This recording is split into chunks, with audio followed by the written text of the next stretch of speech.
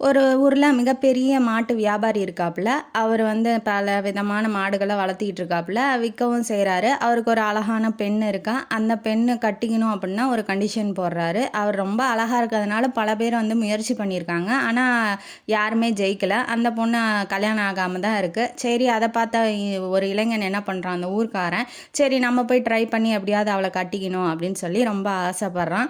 அதனால என்ன பண்றான்னா, கண்டிஷன் என்ன அப்படின்னு சொல்லி அந்த மாட்டு வியாபாரி கிட்ட கேட்கறதுக்கு, பொண்ணோட அப்பாட்ட கேட்கறதுக்காக போகிறான்.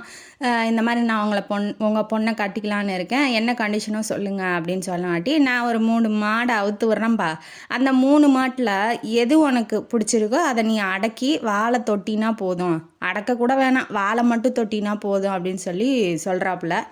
அந்த இளைஞன் என்ன பண்ணுறான், இதெல்லாம் ஒரு கண்டிஷனா, சப்ப மேட்ரு சால்ட் வாட்ரு அப்படின்னு சொல்லிட்டு போய் நிற்கிறான், கிரவுண்டில் நிற்கிறான். அவர் மாடை அவுத்து விட ரெடியாக வராரு. மாட்டை பார்க்குறான், அது நல்லா சும்மா கம்பீரமாக வாடை சாட்டமாக இருக்குது, ஓரளவுக்கு கம்பீரமாக இருக்குது, அடக்க முடிஞ்சு முயற்சி பண்ணினா அடக்கலாம் தான், அடக்கலனாலும் பரவாயில்ல வாழையாவது தொட்டிருக்கலாம் தான்.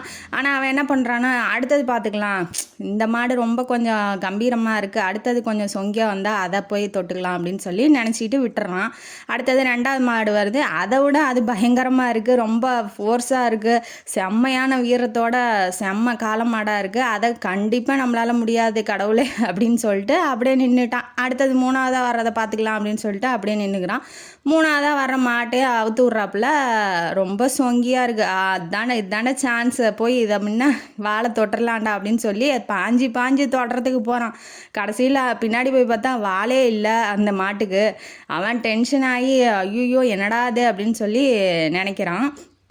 2 மாட்டுக்கிட்டையுமே நம்ம எப்படியாவது முயற்சி பண்ணி தொட்டிருக்கலாம், இந்த மாட்டுக்கு வாழே இல்லை, தேவையில்லாமல் நம்ம முயற்சி பண்ணிகிட்டு இருக்கோமே அப்படின்னு சொல்லிட்டு தன்னோட தோல்வியை ஒத்துக்கிட்டு அவன் போயிடுறான். இதே மாதிரி தான் இந்த இளைஞன மாதிரி தான் வாழ்க்கையில் பல பேர் என்ன நினைக்கிறாங்க அப்படின்னா, ஒரு வாய்ப்பு வரும்போது அதை பயன்படுத்தி முயற்சியாவது பண்ணலாம் அப்படின்னு நினைக்கிறதே இல்லை. ஐயோ அது ரொம்ப கஷ்டம்பா, வேண்டாம்பா, ஐயோ இது வேணாம் எனக்கு வரவே வராது அப்படிங்கிற மாதிரி எல்லாமே கிடைக்கிற வாய்ப்பெல்லாம் தட்டி தட்டி கழிச்சிக்கிட்டே போனீங்க அப்படின்னா, நமக்கு கிடைக்கிற வாய்ப்பு அந்த வாலில்லாத மாடு மாதிரி எதுவுமே இல்லாமல் நம்ம முயற்சி பண்ணுறதுக்கு ஒன்றுமே கிடைக்காம இருக்கும்.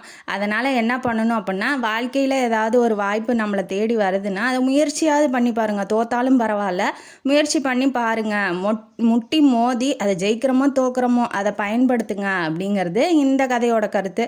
ஏன்னா வாழ்க்கையில் கிடைக்கிற வாய்ப்பை நழுவ விட்டுக்கிட்டே போகும்போது ஒரு தவளை வாய்ப்பே இல்லாமல் நம்ம நின்றுவோம், ஒன்றுமே விரக்தியாக ஆயிடுவோம் அப்படிங்கிறது இந்த கதையோட கருத்து. இந்த கதையும் காணொலியும் உங்களுக்கு பிடிச்சிருந்தா லைக் பண்ணுங்கள், ஷேர் பண்ணுங்கள், சப்ஸ்கிரைப் பண்ணுங்கள், கமெண்ட் பாக்ஸில் கமெண்ட் பண்ணுங்கள். நன்றி மக்களே.